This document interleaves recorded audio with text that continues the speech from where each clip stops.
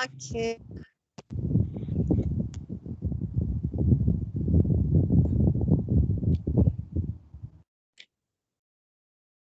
Assalamualaikum warahmatullahi wabarakatuh. Waalaikumsalam Waalaikumsalam warahmatullahi wabarakatuh.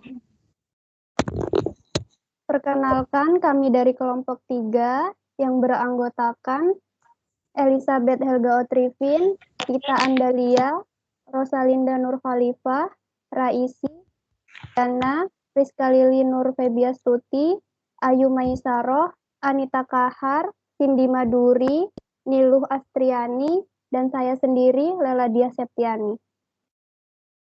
Selanjutnya, kami akan mempresentasikan hasil diskusi kelompok kami, mata kuliah Etika Profesi yang diampu oleh Ibu Syarifah SST MKM. Presentasi yang pertama akan dibawakan oleh Kak Anita Kahar. Untuk Kak Anita, dipersilahkan.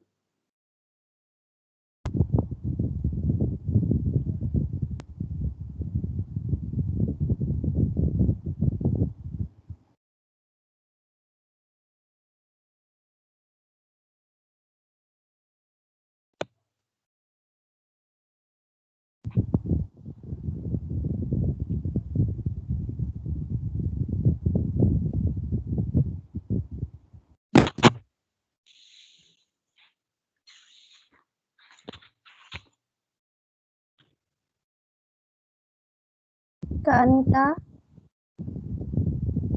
Iya, Lela slide-nya Nggak kelihatan. iya. Dilanjut dulu sama Kak Niluh ya. Kak Niluh boleh dilanjut.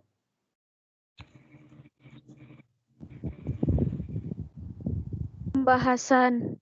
Yang pertama, peraturan pemerintah daerah tentang pelayanan yang diatur dalam undang-undang. Yang kedua, peraturan Kemenkes tentang pelayanan daerah. Yang ketiga, kedudukan pelayanan daerah yang diatur oleh undang-undang.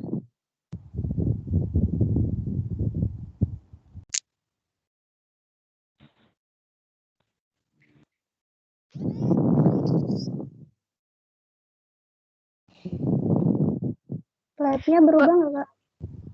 Peraturan pemerintah daerah tentang pelayanan yang diatur oleh Undang-Undang Peraturan Pemerintah Republik Indonesia Nomor 65 Tahun 2005 tentang Standar Pelayanan Minimal dan Undang-Undang Nomor 32 Tahun 2004 tentang Pemerintah Daerah. Pemerintah daerah adalah penyelenggaraan urusan pemerintahan oleh pemerintah daerah dan DPRD menurut asas otonomi dan tugas pembantuan dengan prinsip otonomi seluas-luasnya dalam sistem dan prinsip negara Kesatuan Republik Indonesia, sebagaimana dimaksud dalam Undang-Undang Dasar Negara Republik Indonesia tahun 1945. Pelayanan dasar warga negara yang penyelenggaraannya diwajibkan oleh peraturan perundang-undangan kepada daerah untuk perlindungan hak konstitusional, kepentingan nasional, kesejahteraan masyarakat, serta ketentraman dan ketertiban umum dalam rangka menjaga keutuhan Negara Kesatuan Republik Indonesia, serta pemenuhan komitmen nasional yang berhubungan dengan perjanjian dan konvensi internasional. Slide selanjutnya dibawakan oleh Raisi. Standar pelayanan minimal yang selanjutnya disingkat SPM adalah ketentuan tentang jenis dan mutu pelayanan dasar yang merupakan urusan wajib daerah yang berhak diperoleh setiap warga secara minimal. Yang kedua, indikator SPM adalah tolak ukur prestasi kuantitatif dan kualitatif yang digunakan untuk menggambarkan besaran sasaran yang hendak dipenuhi dalam pencapaian suatu SPM tertentu, berupa masukan proses hasil dan atau manfaat pelayanan. Yang ketiga, pelayanan dasar adalah jenis pelayanan publik yang mendasar dan mutlak untuk memenuhi kebutuhan masyarakat dalam kehidupan sosial, ekonomi, dan pemerintahan. Slide selanjutnya dilanjutkan Kak Yuliana.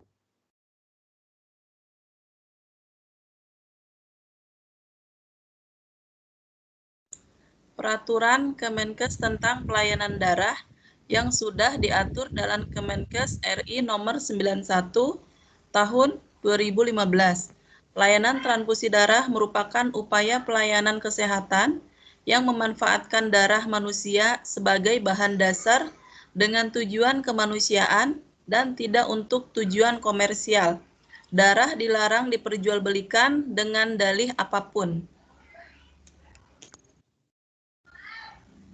Pelayanan transfusi darah adalah pelayanan upaya kesehatan yang meliputi perencanaan, pengerahan, dan pelestarian pendonor darah, penyediaan darah, pendistribusian darah, dan tindakan medis pemberian darah kepada pasien untuk tujuan penyembuhan penyakit dan pemulihan kesehatan. Unit transfusi darah adalah fasilitas pelayanan kesehatan yang menyelenggarakan donor darah, penyediaan darah, dan pendistribusian darah. Fasilitas pelayanan kesehatan adalah suatu alat dan atau tempat yang digunakan untuk penyelenggaraan upaya pelayanan kesehatan, baik promotif, preventif, kuratif, maupun rehabilitatif yang dilakukan oleh pemerintah daerah, dan atau masyarakat. Pengamanan pelayanan transfusi darah harus dilaksanakan pada tiap tahap kegiatan mulai dari pengerahan dan pelestarian pendonor darah, pengambilan dan pelabelan darah pendonor, pencegahan penularan penyakit, pengelolaan darah, penyimpanan darah, dan pemusnahan darah, pendistribusian darah, penyaluran dan penyerahan darah, serta tindakan medis pemberian darah kepada pasien. Pengamanan pelayanan transfusi darah juga dilakukan pada pelayanan aferesis dan fraksionasi plasma. Presentasi selanjutnya dilanjutkan Kak Rosalinda. Undang-Undang Nomor 36 Tahun 2009 tentang Kesehatan Pasal 86 sampai 92. Pasal 86, pelayanan darah merupakan pelayanan kesehatan dengan tujuan kemanusiaan dan tidak untuk tujuan komersil. Darah diperoleh dari pendonor darah sukarela yang memenuhi kriteria pendonor. Darah sebelum digunakan harus dilakukan pemeriksaan lab guna mencegah penularan penyakit. Pasal 87, penyelenggaraan donor darah dan pengelola darah dilakukan oleh UTD. UTD diselenggarakan oleh pemerintah daerah atau organisasi sosial yang tugasnya di bidang kepalang merahan.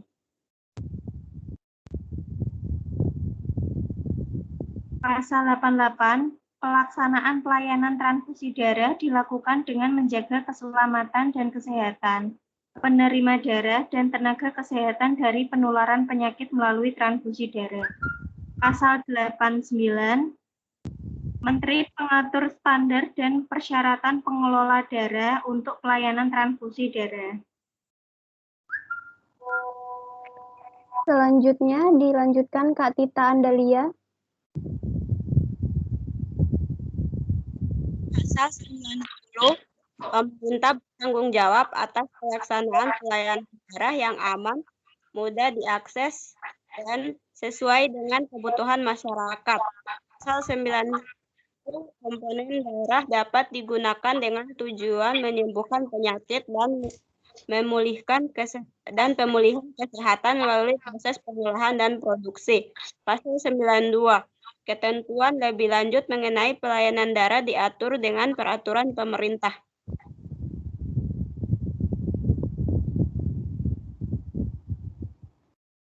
Peraturan Slide selanjutnya dilanjutkan Kak Ayu Maisaroh.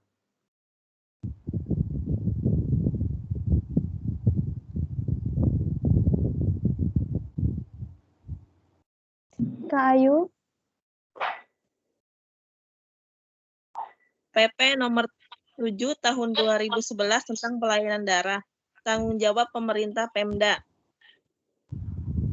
Menyelenggarakan dan mengawasi pelayanan darah yang aman dan mudah diakses sesuai kebutuhan masyarakat, mendorong litbang kegiatan pelayanan darah, pendanaan pelayanan darah, pelayanan transfusi darah dilakukan pengambilan darah harus diuji saring untuk minimal 4 jenis IMLTD sesuai standar pengelola penyimpanan dan pemusnahan darah di UTD harus sesuai dengan standar. Sesuai kebutuhan medis secara rasional dilakukan oleh dokter.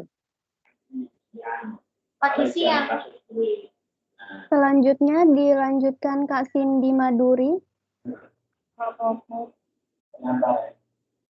Nak kaki kan aku tak ijol kaki. Nomor 83 tahun 2014 tentang UTD, Bank Darah Rumah Sakit dan jejaring pelayanan transfusi darah. Unit transfusi darah yaitu diselenggarakan oleh pemerintah daerah atau PMI. Harus memiliki izin dari pemerintah sesuai dengan tingkatannya. Bank Darah Rumah Sakit adalah di setiap rumah sakit harus memiliki bank darah rumah sakit. Untuk memenuhi kebutuhan darah wajib melakukan audit internal dan eksternal. Yang dimaksud dengan jejaring pelayanan transfusi darah yaitu meliputi semua institusi terkait dalam pelayanan darah, berjenjang dari tingkat nasional, provinsi, dan kabupaten. UTD dan BDRS harus melakukan perjanjian kerjasama. Derivat plasma sebagai produk plasma dikategorikan sebagai obat. Pemerintah mengendalikan harga derivat plasma sebagai produk plasma. Pengawas terhadap industri farmasi dan pengawasan terhadap sarana penyimpanan bahan baku di unit transfusi darah dan pusat aferesis plasma dilakukan oleh Kepala Badan. Selanjutnya dilanjutkan Kak Priska.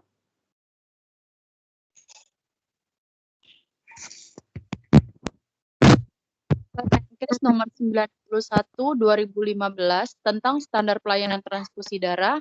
Yang pertama, sistem manajemen mutu, pelayanan transfusi darah di pusat plasmaferesis, pelayanan darah di BDRS, dan pemberian transfusi darah kepada pasien.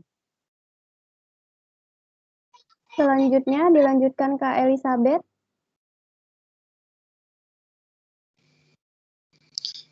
Slide-nya, Kak.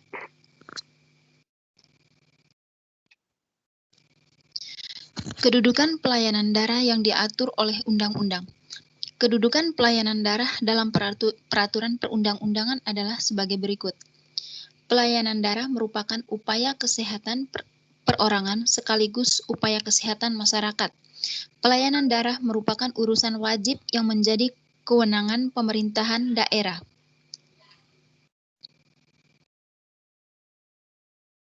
Selanjutnya dilanjutkan Kak Anita.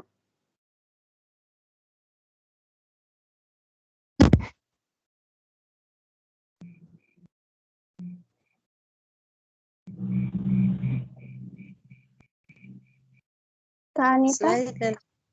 Slide. Lanjut.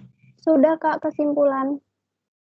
Oke, kesimpulan jadi peraturan pemerintah daerah tentang pelayanan yang diatur dalam Undang-Undang Peraturan Kemenkes tentang pelayanan darah dan kedudukan pelayanan darah yang diatur oleh UU merupakan urusan wajib yang menjadi kewenangan pemerintahan daerah juga. Bagaimanapun pemerintah daerah juga ikut campur tangan terhadap pelayanan yang diselenggarakan. Sekian presentasi dari kelompok 3. Terima kasih untuk teman-teman yang sudah mempresentasikan. Mohon maaf apabila ada kesalahan kata dari kelompok kami. Terima kasih. Wassalamualaikum warahmatullahi wabarakatuh. Waalaikumsalam warahmatullahi wabarakatuh. Warahmatullahi wabarakatuh.